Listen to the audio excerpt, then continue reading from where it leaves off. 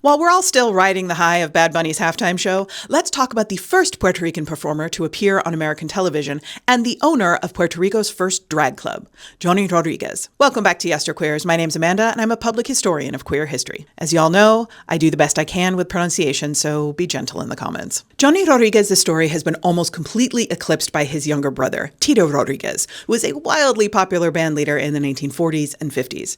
If he's remembered at all, it's as the composer of Jalda Arriba, which is the popular Democratic Party's anthem, but Johnny Rodríguez was a trailblazer in his own right. There is only one comprehensive biography about him, written by Victor Federico Torres and published in 2020. Unfortunately, it's only available in Spanish, which I don't speak well, and I couldn't even try to pick my way through it because according to WorldCat, the closest hard copy available to me is 326 miles away. So I've done the best I can with excerpts and interviews, but if you want to do a deeper dive and you can read Spanish, this is the book you need to find. Juan de Cappadocia Rodríguez Lozada was born October 10th, 1912, and his birth was registered in Camoy, Puerto Rico, although it's possible that he was born on the boat that was carrying his parents from Cuba to Puerto Rico.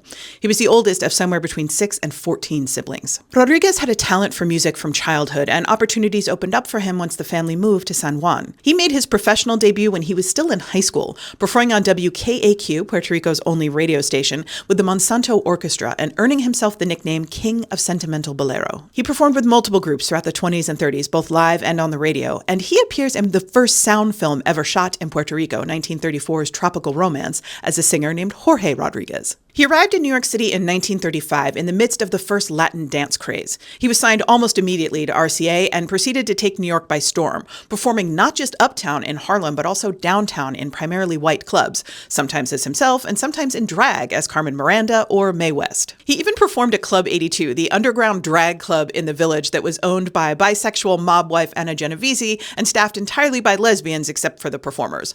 We'll talk about Club 82 in another video. Being a gay Puerto Rican musician and sometimes drag performer in the 1930s and 40s was not easy, and Rodríguez faced his fair share of harassment.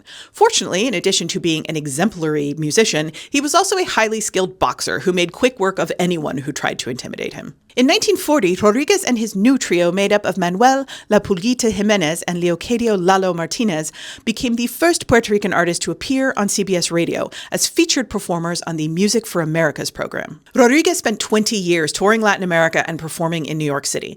At the height of his career, he was the highest paid Latino performer in New York City, the first Latino performer ever to get his own radio show on CBS Radio, and the first Puerto Rican performer ever to appear on American television. He returned to Puerto Rico for good in 1957 and settled in the Santurce area of San Juan. In the mid-1960s, years before Stonewall, he opened Puerto Rico's first drag club, El Cotorrito, which means the little parrot. Same-sex relationships had been illegal pretty much since the United States annexed the archipelago in 1898, as had cross-dressing, so queer culture in Puerto Rico was mostly underground. But not at El Cotorrito. It offered drag shows for a mainstream heterosexual audience and was frequented by celebrities and high-profile politicians like Luis Muñoz Marin, the first governor of the Commonwealth of Puerto Rico. Drag artists traveled from throughout Latin America to perform at El Cotorrito, and Rodríguez often included drag artists in his personal projects. He and several of the club stars appeared in the 1965 Tintin film Puerto Rico on Carnaval, and the first album release from Puerto Rican record label Dial Records was a Johnny Rodríguez live show at El Cotorrito. Many of his cast members were featured alongside him on the album cover. El Cotorrito stayed open until 1981,